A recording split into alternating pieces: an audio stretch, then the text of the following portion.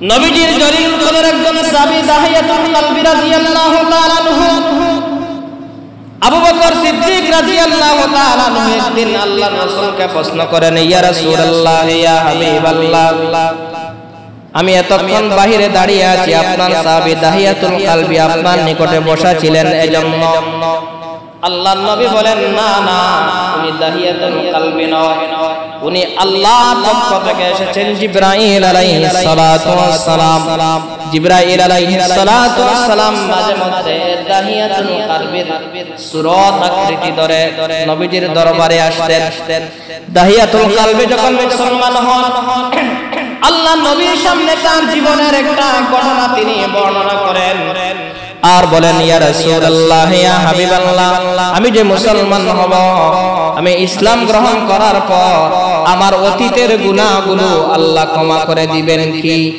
আল্লাহর নবী বললেন, ও দাহিয়াতুল কালবি, ঈমান এমন একটি সুপার পাওয়ারের নাম, যখন কোন কাফের কোন মুশরিক যখন ঈমান আনে, আল্লাহ রাব্বুল আলামিন তার অতীতের সমস্ত গুনাহগুলো আল্লাহ ক্ষমা করে দেন। দাহিয়াতুল কালবি বলেন, ইয়া রাসূলুল্লাহ, ইয়া হাবিবাল্লাহ, ওগো নবীজি, আমার এই গুনাহ সাধারণ গুনাহ নয়, আমার এই গুনাহর বর্ণনা যদি আপনি শুনেন, আপনার সামনে আমাকে আপনি বসতে দিবেন না। আল্লাহর নবী বলেন, দাহিয়াতুল কালবি, এমন অন্যায় কোন অপরাধ অবিচার তুমি করেছো, যেই অপরাধ, যেই অবিচার, যেই অন্যায়, যেই গুনাহ ক্ষমা করার মতো ক্ষমতা আমার আল্লাহর নাই। দাহিয়াতুল কালবি বলেন, ইয়া রাসূলুল্লাহ, ইয়া হাবিবাল্লাহ, আমি একজন ব্যবসায়ী মানুষ ছিলাম, আর আরবের সেই সময় প্রথা ছিল, যখন কোন পরিবারের মধ্যে মেয়ে সন্তান জন্ম হইত, তখন এই ফ্যামিলিকে মানুষ আর চোখে দেখত, এটাকে সেই আরব সমাজের মধ্যে মেয়ে জন্ম নেওয়া মানে ফ্যামিলির জন্য কলঙ্ক মনে করা হতো। আল্লাহ রাসূল যখন জন্মগ্রহণ করেন, এর আগে আইয়ামে জাহিলিয়াতের যে যুগ বলা হয়, কি জন্য বলা হয়? জাহিলিয়াতের যুগ, অর্থাৎ বর্বরতার যুগ। এই যুগে এমন প্রথা ছিল, কোন ঘরে যদি মেয়ে সন্তান জন্ম হতো, তখন এই ফ্যামিলিকে অন্যান্য ফ্যামিলিরা আর চোখে দেখতো, হয়তো যে এই ফ্যামিলিতে এই মেয়ে সন্তানটা জন্ম হওয়া, এটা হলো অশুভ লক্ষণ। কিসের লক্ষণ? অশুভ লক্ষণ, অর্থাৎ আমাদের সিলেটি ভাষায় যেটাকে অলক্ষ্মী বলা হয়। দাহিয়াতুল কালবি রাদিয়াল্লাহু তাআলা আনহু বলেন, আমি একজন ব্যবসায়ী মানুষ ছিলাম, আমার স্ত্রী যখন অন্তঃসত্ত্বা ছিলেন, প্রেগন্যান্ট ছিলেন, তখন আমি শামের মধ্যে আমি ব্যবসার মধ্যে যাই, আর আমার স্ত্রীকে আমি বলে যাই, তোমার পেটের মধ্যে যে সন্তানটা আছে, ওই সন্তানটা যদি ছেলে সন্তান হয়, তাহলে এটাকে তুমি সুন্দর করে বড় পোষণ করিয়ে বড় করিও, আর যদি মেয়ে সন্তান হয়ে যায়, তাহলে আমি আসার আগে আগে তুমি এই মেয়েটাকে তুমি যেভাবে হোক মেরে তাকে শেষ করে দিও, নাউজুবিল্লাহ। দাহিয়াতুল কালবি বলেন, ইয়া রাসূলুল্লাহ, ব্যবসার মধ্যে আমি দীর্ঘ 3-4 বছর ছিলাম। ব্যবসা থেকে যখন আমি ফিরে আসলাম, ব্যবসা থেকে ফিরে আসার পর যখন আমি বাড়িতে আসলাম, আমার বাড়ির দরওয়াজার সামনে যখন এসে আমি দরওয়াজার মধ্যে নক করলাম, এমনি আমি তাকায়া দেখি ছোট্ট 3-4 বছরের ফুটফুটে একটা মেয়ে বাইর হইয়া সে আমার দরওয়াজা খুলে দিতেছে। আমি আশ্চর্য হয়ে গেলাম, রাগান্বিত হয়ে গেলাম। এই আশপাশের বাড়িতে তো কোনো মেয়ে সন্তান নাই, আর এই মেয়ে সন্তানটা কোন জায়গা থেকে আসলো? তখন দাহিয়াতুল কালবি বলেন, আমি আমার স্ত্রীকে বললাম, ওই মেয়ে সন্তানটা কার? তিনি বললেন, মেয়ে সন্তানটা পাশের বাড়ির। তিনি বললেন, কার ঘরে এই মেয়ে সন্তানটা জন্ম নিল? এটা কিভাবে বড় হলো? এটা কিভাবে এত বড় হলো? দাহিয়াতুল কালবির স্ত্রী বলেন, আমি ভয়ের কারণে আমার স্বামীকে আমার মেয়ে বলে আমি পরিচয় দেই নাই, কারণ মেয়েটা এত সুন্দর ছিল। এই মেয়েটা চেহারার দিকে তাকাইয়া মেয়েটাকে আমি কিভাবে হত্যা করব আমার জানে দেয় নাই। ও আমার মুসলমান ভাইরা, সন্তানের জন্য মা বাবার কতটুকু মায়া, কতটুকু দয়া, মা বাবা ছাড়া ওয়াজ করে এগুলো বোঝানো সম্ভব হবে না। এই ছোট্ট মেয়েটার নাম ছিল জামিলা। জামিল শব্দের অর্থ হলো সুন্দর, জামিলা শব্দের অর্থ হলো সুন্দরী। মেয়েটার নাম ছিল জামিলা। মেয়েটা যখন 4 বছরের মতো হয়ে গেল, দেখবেন 3-4 বছর যখন বাচ্চাদের হয়ে যায়, বাচ্চারা তখন দৌড়াদৌড়ি করে। বাবা যদি মসজিদে যায় বাবার সাথে মসজিদে যায়, বাবা যদি খেলার মধ্যে যায় বাবার সাথে খেলার মধ্যে যায়। অর্থাৎ বাবা যেই জায়গার মধ্যে যায় সাধারণত ভাবে সন্তান তখন বাবার হাত ছাড়ে না। এই সন্তানটাকে মা হত্যা করতে পারলেন না পারার কারণে দাহিয়াতুল কালবি বলেন, আমি যেই সময় বাসার মধ্যে আসলাম, আসার পর শেষ পর্যন্ত যখন শুনতে পারলাম এই মেয়েটা আমার মেয়ে, আমি তখন রাগান্বিত হয়ে গেলাম, আশ্চর্য হয়ে গেলাম। আমার ফ্যামিলির মধ্যে কলঙ্কের দাগ, আমার ফ্যামিলির মধ্যে এই মেয়েটা কিভাবে এত বড় হলো?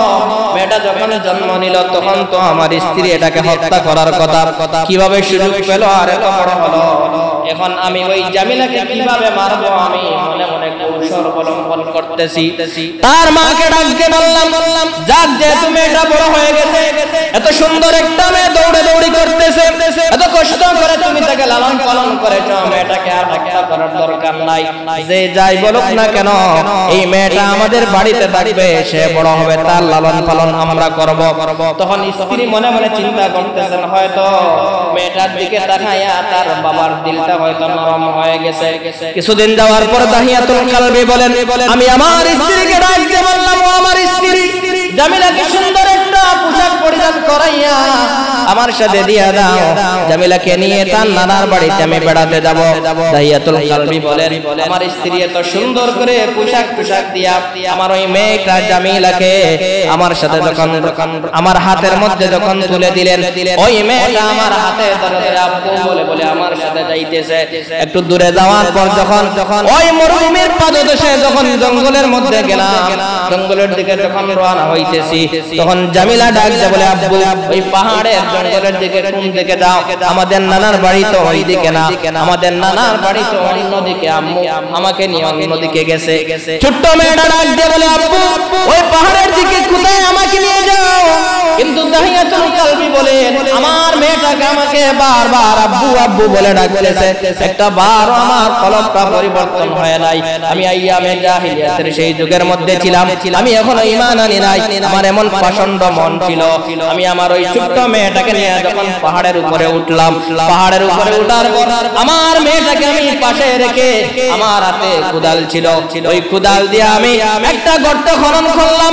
আর ছোট্ট মেয়ে জামিলা বাবার শরীরের মধ্যে যে সমস্ত মাটিগুলো গিয়া পড়তেছে, জামিলা তার হাত দিয়ে বাবার শরীর থেকে মাটিগুলো সরাইতেছে আর বলতেছে, আব্বু তুমি এত কষ্ট করো কেন? এত কষ্ট কিসের জন্য করো? ওই পাহাড়ের মধ্যে এত বড় গর্ত দিয়ে তুমি কি করবে? আব্বু তুমি আর কষ্ট করিও না, গর্ত দিয়ে তুমি কি করবে? দাহিয়াতুল কালবি বলেন, ইয়া রাসূলুল্লাহ, ইয়া হাবিবাল্লাহ, আমি এত জাহিল ছিলাম, একটা বার আমার অন্তরের মধ্যে কোনো পরিবর্তন আসে না। ওই যে ছোট্ট মেয়ে জামিলা বারবার বলতেছে, আব্বু কি জন্য তুমি গর্ত খনন করো, কি জন্য তুমি গর্ত খনন করো? আমার মেয়েটা আমার শরীর থেকে মাটি সরাইতেছে, কিন্তু আমার অন্তরের মধ্যে একবারও পরিবর্তন আসে নাই। নবীজি এই সময়ে ঘটনা শুনলেন, আল্লাহ রাসূলের চোখ থেকে পানি পড়তে আরম্ভ করলো। এরপরে দাহিয়াতুল কালবি বলেন, ইয়া রাসূলুল্লাহ, এখানে শেষ নয়, যখন গর্তটা একটু গভীর করলাম, গভীর করার পর আমার মেয়ে জামিলাকে ডাক দিয়ে বললাম, জামিলা রে, গর্তের নিচ দিকে তাকাইয়া দেখো এই গর্তটা কেমন সুন্দর হয়েছে। জামিলা যখন সামনে আসলো আর যখন গর্তের দিকে তাকাইলো, তার গাড়ের মধ্যে ধরে, গর্দানের মধ্যে ধরে একটা ধাক্কা দিয়া জামিলাকে গর্তের মধ্যে ফালাইয়া আর তার শরীরের মধ্যে মাটি দিয়া আমি বাবা হইয়া তাকে আমি সেখানে জীবিত হত্যা করে রেখে আসলাম। যখন ওই জামিলার উপরে মাটি দিলাম, জামিলা ডাক দিয়ে বলে, বাবা আমি যদি তোমার ফ্যামিলির মেম্বার হওয়ার কারণে, তোমার ফ্যামিলির সদস্য হওয়ার কারণে তোমার যদি কলঙ্ক হয়ে যায়, তোমাদের যদি মান সম্মান যদি চলে যায়, আল্লাহর কসম করে বলতেছি জীবনে কোনোদিন তোমাদের বাড়িতে যাব না, তোমাকে বাবা বলে পরিচয় দিব না। আল্লাহর রাস্তায় আমার জীবনটা ভিক্ষা দেও, আমাকে ক্ষমা করে দাও, জীবনে আর কোনোদিন তোমাকে আমি আব্বু বলে পরিচয় দিব না। দাহিয়াতুল কালবি বলেন, যখন আমার মেয়েটাকে আমি মাটি চাপা দিতেছি তখন কি যেন একটা শব্দ করতেছে, এরপরে আমার অন্তরটা পরিবর্তন হয় নাই। আমি যখন মাটি চাপা দিয়া আমার বাড়ির দিকে রওনা হলাম, তখন যেন কে আমাকে পিছন থেকে ডাকতেছে আর বলতেছে, ওরে নাফরমান, এরে পাষণ্ড, কিভাবে তুই পারলে তো সুন্দর ফুটফুটে একটা বাচ্চাকে জীবন্ত তুই হত্যা করতে? তোর কলবের মধ্যে একবারও তুই চিন্তা করলে না এই বাচ্চাটার ব্লাডের সাথে তোর ব্লাডের সম্পর্ক আছে? মুসলমান ভাইরা আমার, দাহিয়াতুল কালবি বলেন, ইয়া রাসূলুল্লাহ, ইয়া হাবিবাল্লাহ, এই যে অন্যায় আমি করেছি, অবিচার আমি করেছি, এখন যদি আমি মুসলমান যদি হই, এখন যদি আমি ইমানদার হই, ওগো আল্লাহর নবী, আপনি বলুন যে আল্লাহ রাব্বুল আলামিন কি আমাকে ক্ষমা করে দিবেন? আল্লাহর রাসূল বলেন, দাহিয়াতুল কালবি, মানুষ কি এমন কাজ করতে পারে? ওরে দাহিয়াতুল কালবি, তুমি তো আগে কাফের ছিলা, বিধর্মী ছিলা, তোমার ভিতরে ইসলামের আলো ছিল না, ইসলামের নূর ছিল না। তুমি যে অন্যায় কাজটা করেছো, এই অন্যায় কাজের জন্য তুমি আল্লাহর কাছে ক্ষমা চাও, আর তুমি পড়ে নাও লা ইলাহা ইল্লাল্লাহু মুহাম্মাদুর রাসূলুল্লাহ। তুমি যদি এই কালেমা যদি পড়ে নাও আর এই কালেমার উপরে যদি তুমি ইস্তেকামত থাকতে পারো, কালেমা পড়ার সাথে সাথে আল্লাহ তোমার পিছনের গুনাহগুলো ক্ষমা করে দিবেন। আর কালেমার উপর যদি অটল অবিচল থাকতে পারো, এই কালেমা নিয়ে যদি তুমি কবরে যেতে পারো, তাহলে আল্লাহ রাব্বুল আলামিন এই কালেমার বিনিময়ে আল্লাহর তৈরি জান্নাতের মধ্যে তোমাকে দাখিল করাবেন। সুবহানাল্লাহ। এই দাহিয়াতুল কালবি তওবা করার পরে আল্লাহ তাআলা তাকে এমন মর্যাদার অধিকারী বানাইয়া দিয়েছেন। আল্লাহর নবী বলেন যে জিবরাইল আলাইহিস সালাতু ওয়াস সালাম যখন আমার দরবারে আসতেন, আমার কাছে আসতেন, মাঝে মধ্যে দাহিয়াতুল কালবির সূরত ধরে, দাহিয়াতুল কালবির আকৃতি ধরে আমার দরবারে আসতেন। সুবহানাল্লাহ। মুসলমান ভাইরা আমার, বনে ইসরাইলের জামানায় মুহাদ্দিসিনে কেরামগণ, মুফাসসিরিনে কেরামগণ বর্ণনা করেন, আল্লাহর এক বান্দা একটা দুইটা নয়, গুনাহ করতে করতে এমন গুনাহ করেছে, সে 99টা হত্যা করেছে। কয়টা? জোরে কোন কয়টা? 99টা হত্যা করেছে, কাতল করেছে, মানুষকে মেরে ফেলেছে। আল্লাহ রাব্বুল আলামিন কোরআনুল কারীমের মধ্যে বলেন যে এই দুনিয়ার মধ্যে একটা মানুষ মারা আর তামাম দুনিয়ার সমস্ত মানুষ হত্যা করা একই সমান। ওমান আহইয়ান নাস, এরপরে আল্লাহ বলেন এই দুনিয়ার মধ্যে একজন মানুষকে জীবিত রাখা, তার মানে হলো তামাম পৃথিবীর সমস্ত মানুষকে জীবিত রাখার সমপরিমাণ সওয়াব। মানুষ হত্যা করা এটা হলো কুফরি। নবীজি বলেন, বলেন নবী সাল্লাল্লাহু আলাইহি ওয়াসাল্লাম, সিবাবুল মুসলিমি ফুসুকুন ওয়া কিতালুহু কুফরুন। আল্লাহর নবী বলেন, কোন মানুষ যদি কোন মানুষকে যদি গালি দেয়, সিবাবুল মুসলিমি ফুসুকুন, একজন মুসলমান আরেকজন মুসলমানকে গালি দেওয়া হলো ফাসিকি, গুনাহের কাজ। গালিগালাজ করা আমাদের সমাজে আছে না নাই? জোরে কোন? কম না বেশি? বেশি। এজন্য নবীজি বলেন, সিবাবুল মুসলিমি ফুসুকুন, কোন মুসলমান যদি কোন মুসলমানকে যদি গালি দেয়, গালিগালাজ করে, তাহলে এটা হলো ফাসিকি কাজ, গুনাহের কাজ, অন্যায় অবিচার। ওয়া কিতালুহু কুফরুন, আর কোন মানুষ যদি কোন মুসলমান যদি কোন মুসলমানকে হত্যা করে, তাহলে এটা হলো কুফরি। এই ফাসিকি গালি দেওয়ার ব্যাপারে মুনাফিকের যে 3টা খাসলত আছে, আয়াতু সালাসুল মুনাফিকিন, মুনাফিকের যে 3টা আলামত আছে, এর মধ্যে সর্বপ্রথম হলো ইদা তুমিনা খানা। প্রথম নম্বর হলো যখন আমানত রাখা হবে, আমানতের খেয়ানত করবে। ওয়া ইদা ওয়াদা আখলাফা, ওয়াদা যখন করবে ওয়াদা খেলাফ করবে। ইদা কাযাবা হাদাসা, যখন ইদা হাদ্দাসা কাযাবা, যখন কথা বলবে তখন মিথ্যা কথা বলবে। 2 নম্বর হলো ওয়া ইদা তুমিনা খানা, আমানত যখন রাখা হবে আমানতের খেয়ানত করবে। 3 নম্বর হলো ওয়া ইদা ওয়াদা খালাফা, যখন ওয়াদা করবে তখন ওয়াদা খেলাফ করবে। এরপরে অন্য হাদিসের মধ্যে আল্লাহ নবী বলেন ওয়া ইদা খাসামা ফাজারা, যখন দুইজনে ঝগড়া লাগবে তখন শুধু গালি গালি গালি গালাজ করবে। নাউযুবিল্লাহ। ওয়া ইদা খাসামা ফাজারা, ঝগড়া লাগেনি লাগে না আমাদের সমাজে? দুইজনের ঝগড়া লাগেনি, মারামারি হয়নি, দরবার হয়নি, দরবার হয়। নবীজি বলেন মুনাফিকের আলামত হলো ওয়া ইদা খাসামা ফাজারা, যখন ঝগড়া লাগবে তখন মুনাফিক কথায় কথায় গালিগালাজ করবে। কথায় কথায় গালিগালাজ করা এটা মুমিনের কাজ নয়, এটা হলো মুনাফিকের কাজ। এজন্য যারা ঝগড়া আরম্ভ করতেই যখন গালিগালাজ আরম্ভ করে, যদি গালিগালাজ আরম্ভ করে তাহলে বুঝবেন এই মানুষের অন্তরের মধ্যে নেফাকির খাসলত আছে। মুসলমান ভাইরা আমার, আল্লাহর নবী বলেন সিবাবুল মুসলিমি ফুসুকুন ওয়া কিতালুহু কুফরুন, কোন মুসলমানকে যদি গালি দেয় তাহলে তে ফাসিক অর্থাৎ কবিরা গুনাহ করলো। আর ওয়া কিতালুহু কুফরুন, আর কোন মুসলমান যদি কোন মুসলমানকে যদি হত্যা করে তাহলে সে কুফরি গুনাহ করলো। এই আল্লাহর বান্দা বনি ইসরাইলের, এই আল্লাহর বান্দা একটা দুইটা নয় অর্থাৎ 99টা হত্যা করলো সে তার হাত দিয়া। 99টা হত্যা করার পর যখন তার অন্তরের মধ্যে আল্লাহর ভয়, আল্লাহর ডর ঢুকে গেল, তার মন মস্তিষ্ক পরিবর্তন হয়ে গেল। এমনি সে মনে করলো এখন আমি তওবা করার দরকার, আমি তো একটা দুইটা নয় 99টা অন্যায়, 99টা আমি হত্যা করে ফেলেছি। অথচ হত্যা করার বিধান হলো আল্লাহর পক্ষ থেকে হারাম। কোন মানুষকে কোন সময় আপনি হত্যা করতে পারবেন না।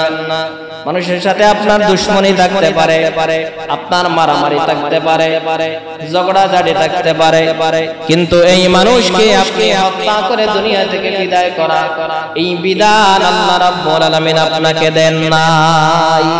কিসাস বেঁধে রেখে, কিসাসের যদি মাসলা হয়, ইসলামী রাষ্ট্র যদি হয়, তাহলে যদি একজন আরেকজনকে যদি মারে তাহলে তার বিচার হলো হুবহু তাকে হত্যা করা। এটা হলো ইসলামী রাষ্ট্র, হলো সরকারের দায়িত্ব, আপনার দায়িত্ব নাই।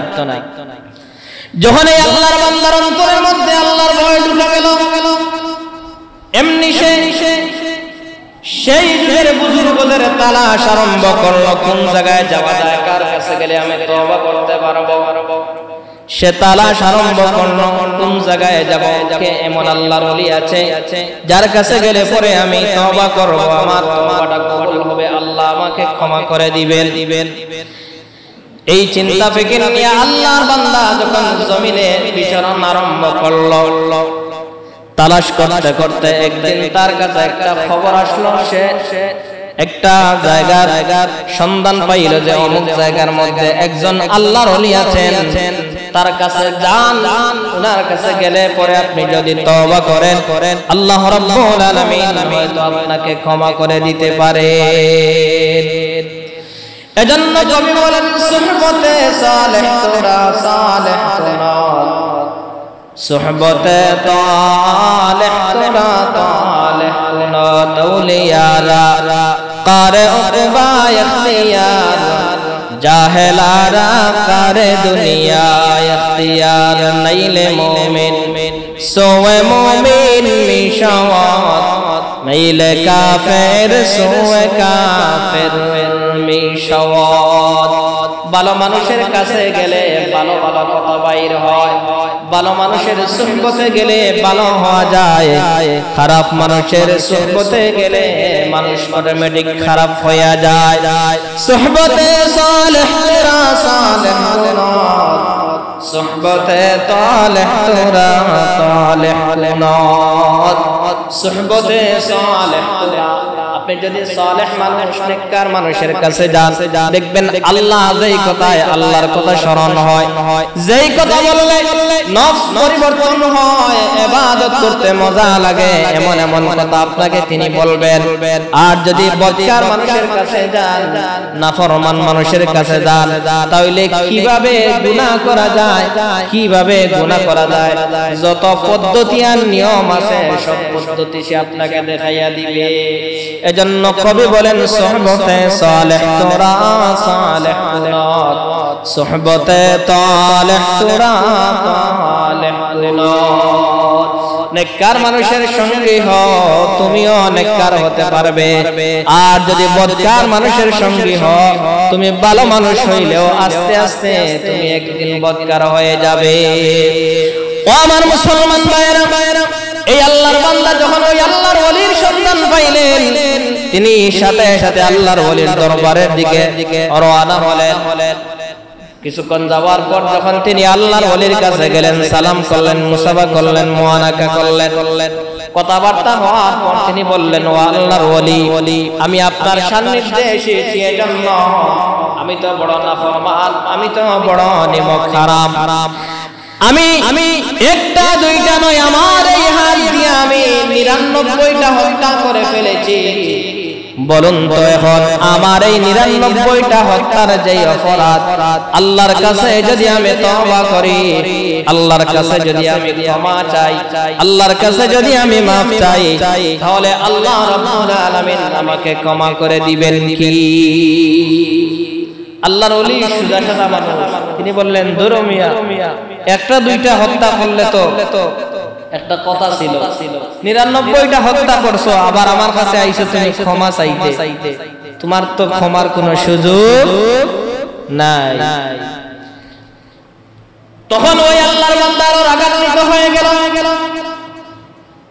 তামবিহুল গাফিলিন কিতাবের মধ্যে আল্লামা আবুল আইস সমরকান্দি রাহমাতুল্লাহ আলাইহি ঘটনাটা উল্লেখ করেছেন যে বনি ইসরাইলের এই উম্মতের কথা।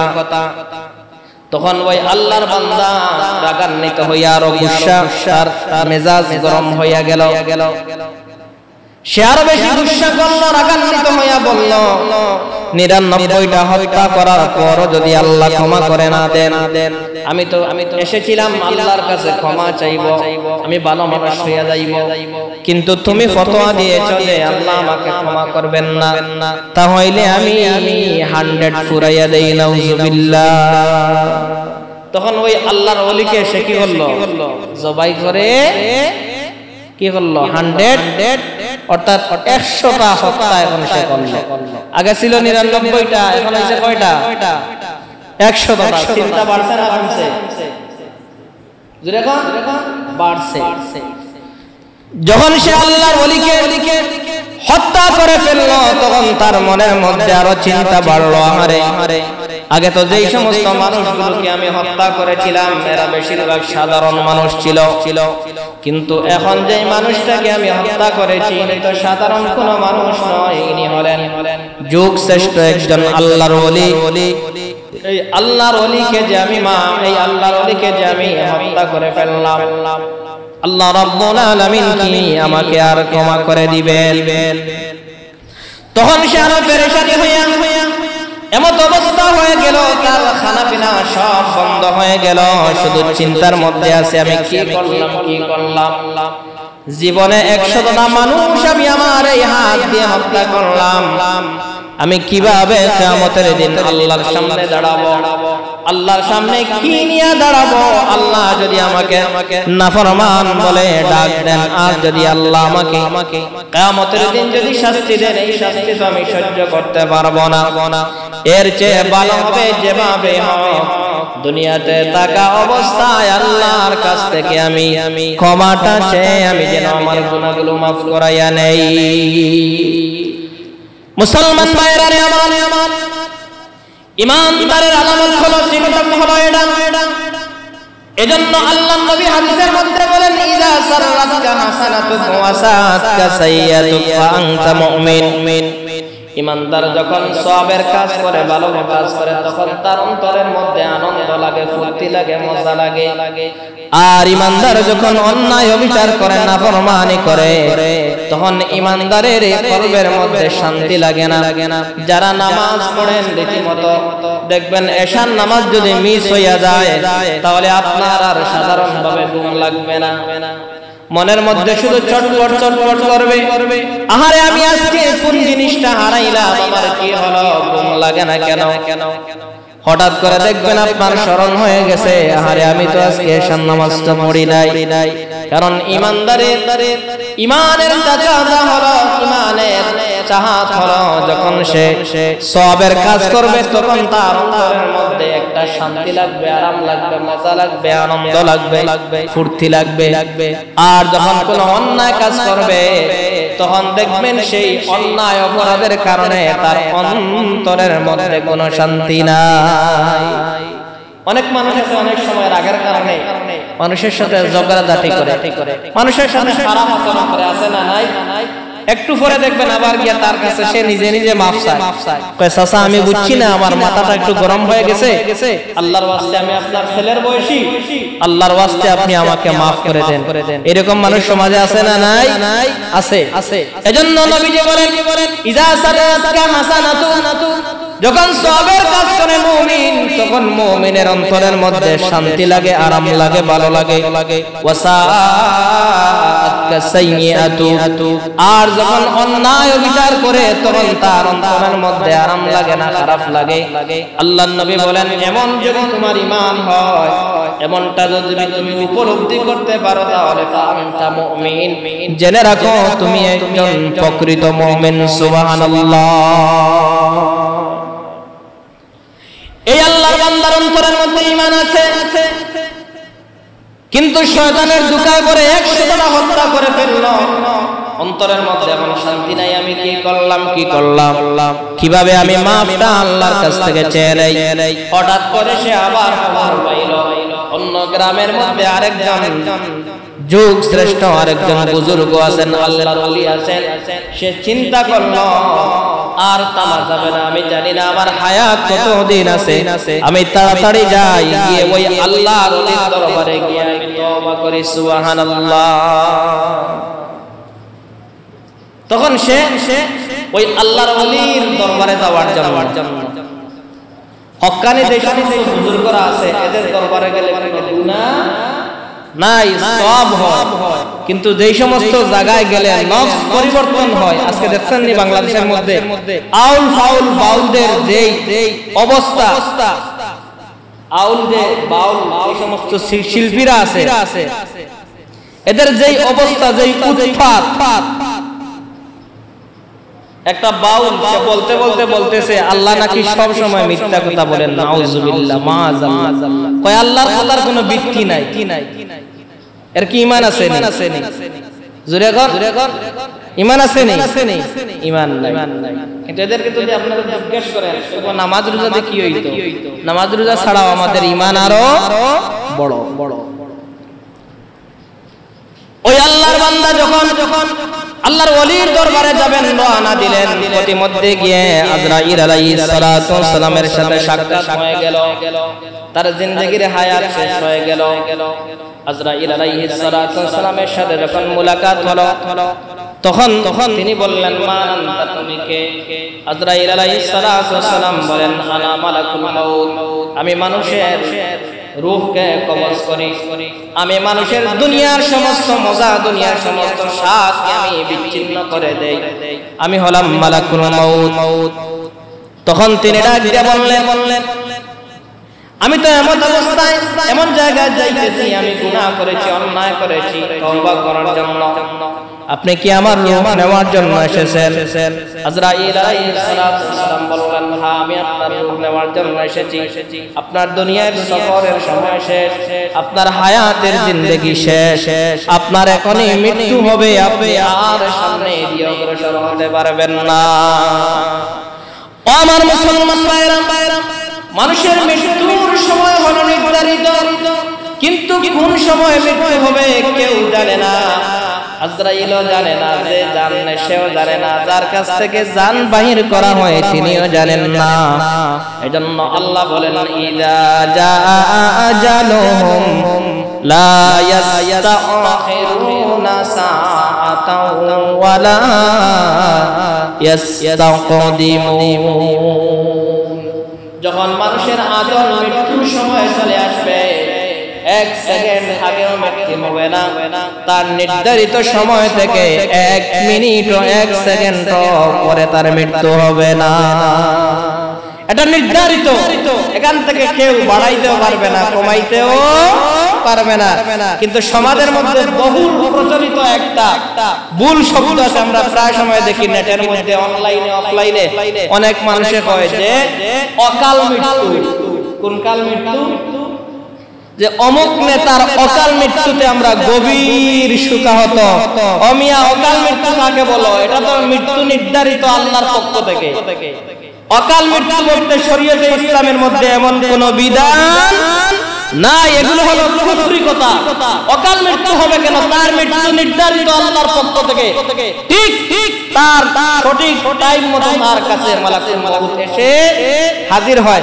এজন্য কখনো কেউ অকাল মৃত্যু বলে কোন শব্দ মুখ থেকে বাহির করবেন না।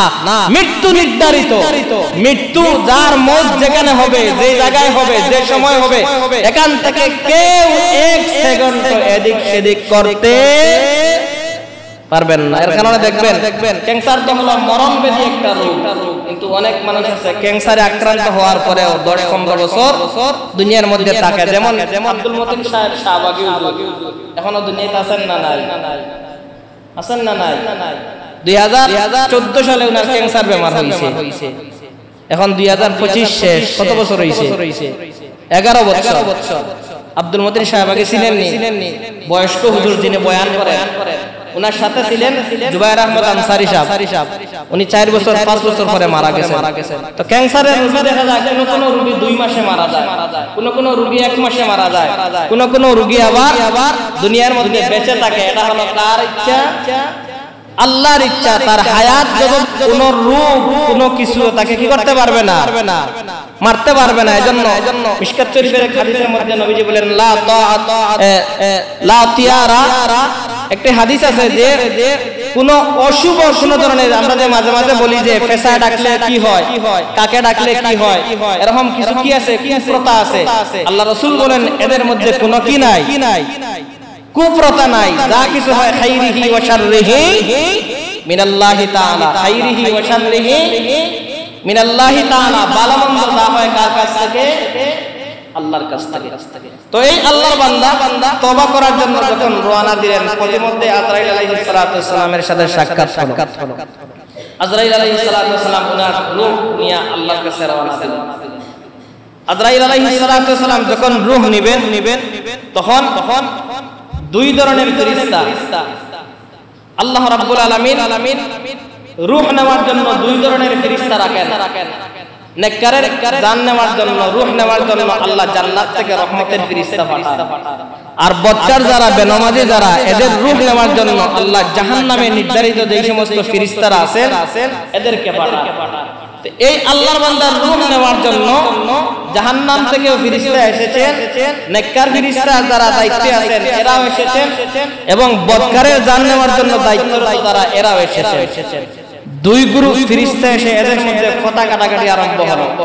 এক শ্রেণীর বদকারের জান যারা নেন এরা বলতেছেন, যা উনি যেহেতু 100টা অন্যায় করেছেন, 100টা হত্যা করেছেন, সুতরাং উনি জাহান্নামী।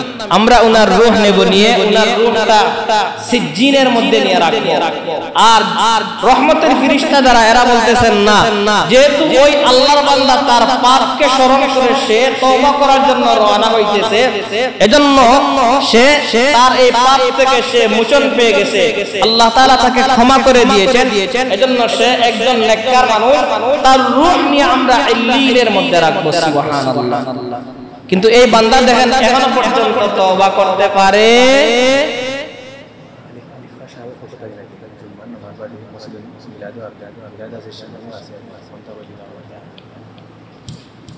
এখনো কিন্তু তওবা করতে পারে নাই, কিন্তু আল্লাহ রাব্বুল আলামিন আল্লাহর বান্দাকে ক্ষমা করে দিয়েছেন সুবহানাল্লাহ।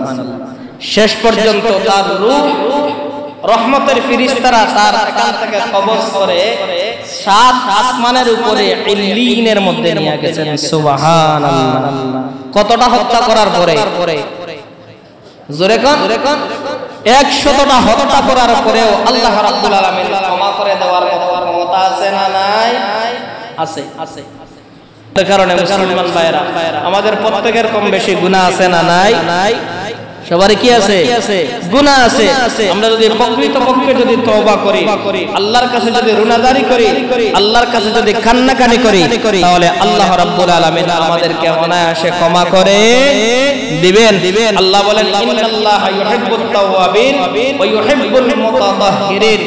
নিশ্চয় আল্লাহ রাব্বুল আলামিন তওবাকারী যারা এবং পবিত্রতা অর্জনকারী যারা, এই দুই শ্রেণীর মানুষকে আল্লাহ ভালোবাসেন এবং আজীবন কিয়ামত পর্যন্ত ভালোবাসবেন। এই দুইটা মহব্বত আল্লাহর কাছ থেকে নেওয়ার জন্য রাজি আছেন নি? একটু জোরে কোন। মহব্বত তো বুঝেন না, আরবি শব্দ। ভালোবাসা বুঝেন নি? ভালোবাসা। আল্লাহ আপনাদেরকে ভালোবাসা দিবেন। এই দুইটা ভালোবাসা নেওয়ার জন্য কে কে রাজি আছেন? যে একটু হাত দেখান তো। মাশাআল্লাহ, আল্লাহ তাআলা কবুল করুক। আল্লাহ তাআলার ভালোবাসা নেওয়ার জন্য শর্ত হলো ঈমান তো সবার আছে, নামাজ ছাড়তে পারবেন না। নামাজ ছাড়তে পারবেন না। কারণ প্রথমে যে সময় আমি আপনাদের মসজিদে আসি, এরপরেই তো নামাজ নিয়ে আলোচনা করেছি। এরপরে দেখা যায় আমরা অনেকেই উদাসীন।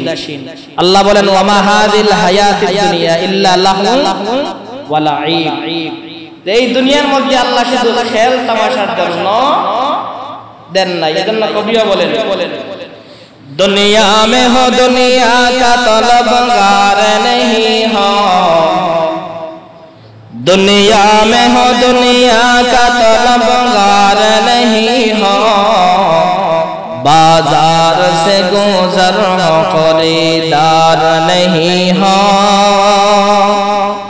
बाजार से गुजर हो खरीदार नहीं हो, जागा से लगाने दुनिया नहीं हाय, ये इबरत की जा है तमाशा नहीं हाय, ये इबरत की जा है तमाशा नहीं हाय। तुम स्कूल में कॉलेज में पढ़ो कुछ नहीं नुकसान, तुम स्कूल में कॉलेज में पढ़ो कुछ नहीं नुकसान, इस्लाम ये तमाम हुदूद जब करो फरमान, इस्लाम ये तमाम हुदूद जब करो फरमान, ला इलाहा जोर ला इलाहा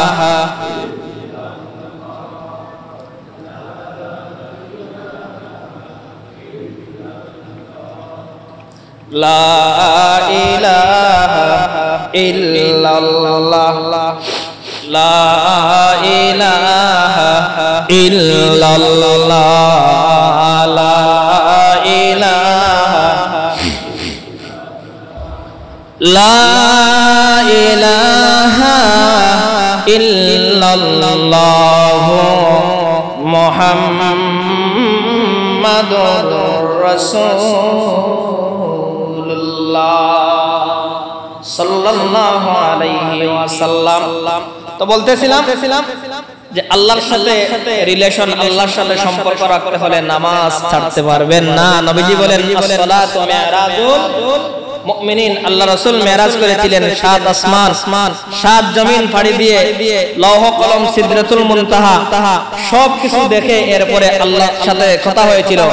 আত-তাহিয়াতু লিল্লাহি ওয়াস সালাওয়াতু ওয়াত তাইয়্যিবাত, আসসালামু আলাইকা আইয়ুহান নাবিয়্যু ওয়া রাহমাতুল্লাহি ওয়া বারাকাতুহু, আসসালামু আলাইনা ওয়া আলা ইবাদিল্লাহিস সালিহিন। আল্লাহর রাসূল বলেন আত-তাহিয়াত, আমার যত ধরনের শারীরিক ইবাদত আছে আত-তাহিয়াতু লিল্লাহি ওয়াস সালাওয়াত যত ধরনের মৌখিক ইবাদত আছে লিল্লাহি ওয়াস সালাওয়াত আত-তাহিয়াতু লিল্লাহি ওয়াস সালাওয়াত ওয়াত তাইয়্যিবাত যত পবিত্রতা আছে ওয়াত তাইয়্যিবাত যত ধরনের পবিত্রতা আছে সব হলো কার জন্য আর জোরে কোন আত-তাহিয়াতু লিল্লাহি ওয়াস সালাওয়াতু ওয়াত তাইয়্যিবাতু আসসালামু আলাইকা আইয়ুহান নাবিয়্যু আল্লাহ ডাক দিয়ে বলেন হাবিব আমার যেহেতু আপনি প্রশংসা করেছেন আমি আল্লাহ বলি আসসালামু আলাইকা আইয়ুহান নাবিয়্যু ওয়া রাহমাতুল্লাহি ওয়া বারাকাতুহু ইয়া রাসূলুল্লাহ ইয়া হাবিবাল্লাহ আমার পক্ষ থেকে আপনার উপর শান্তি রহমত বর্ষিত হোক আল্লাহর হাবিব বলেন না না আমি উম্মত দুনিয়াতে রেখে এসেছি উম্মত ছাড়া আমি একা সালাম নিব না সুবহানাল্লাহ এরপরে আল্লাহ আবার বলেন আসসালামু আলাইনা ওয়া আলা ইবাদিল্লাহিস সালিহিন ও আমার হাবিব শুধু আপনার উপর আমার রহমত বরকত রহমত নয় আসসালামু আলাইনা ওয়া আলা ইবাদিল্লাহিস সালিহিন যারা আরবি বুঝেন আল্লাহ জমা ব্যবহার করেছেন বহু বচন আগে বলেছেন আসসালামু আলাইকা শুধু আপনি এবার আল্লাহ বলেন আসসালামু আলাইনা শুধু আপনি নয় আপনার যত উম্মত আছে সমস্ত উম্মতকে আমি আল্লাহ শামিল করে বলতেছি আসসালামু আলাইনা ওয়া আলা ইবাদিল্লাহিস সালিহিন তবে উম্মতের মধ্যে কিছু উম্মত আছে নামাজি কিছু উম্মত আছে বেনামাজি এখানে এসে আল্লাহ বলেন আসসালামু আলাইনা প্রথমে বলেছেন সবার উপর এরপরে বলেন না না ওয়া আলা ইবাদিল্লাহিস সালিহিন এই সমস্ত আবদগুলো এই সমস্ত বান্দাগুলো নামাজ পড়ে নামাজি বান্দা যারা নেককার বান্দা যারা এদের উপর আমি আল্লাহর পক্ষ থেকে রহমত বরকত সুবহানাল্লাহ এরপরে আল্লাহর হাবিব ডাক দিয়ে বলেন আশহাদু আল্লা ইলাহা ইল্লাল্লাহ আমি রাসূল সাক্ষ্য দিতেছি আল্লাহ ছাড়া কোনো ইলাহ নেই আল্লাহর হাবিব যেই সময় এই কথা বললেন মুহাদ্দিসিনে কেরামরা ডাক দিয়ে বলেন এখানে জিবরাইল আলাইহিস সালাতু ওয়াস সালাম উপস্থিত ছিলেন জিবরাইল অথবা আল্লাহ রাব্বুল আলামিন এরপরে স্বয়ং সাক্ষী দিতেছেন ওয়া আশহাদু আন্না মুহাম্মাদান আবদুহু ওয়া রাসূলুহু আপনি বলতেছেন আমি আল্লাহ ছাড়া কোনো ইলাহ নেই কোনো শরীক নেই আমি আল্লাহ বলতেছি আপনি হলেন আমার রাসূল আপনি হলেন আমার বান্দা সুবহানাল্লাহ এই যে কথাবার্তা এগুলো নামাজের মধ্যে আছে না নাই